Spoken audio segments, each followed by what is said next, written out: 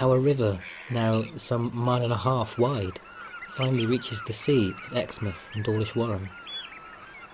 Both are popular holiday resorts in the summer months, but the estuary's nutrient-rich mudflats are a popular overwintering ground for migrating wading birds, and Dawlish is a designated nature reserve of international importance.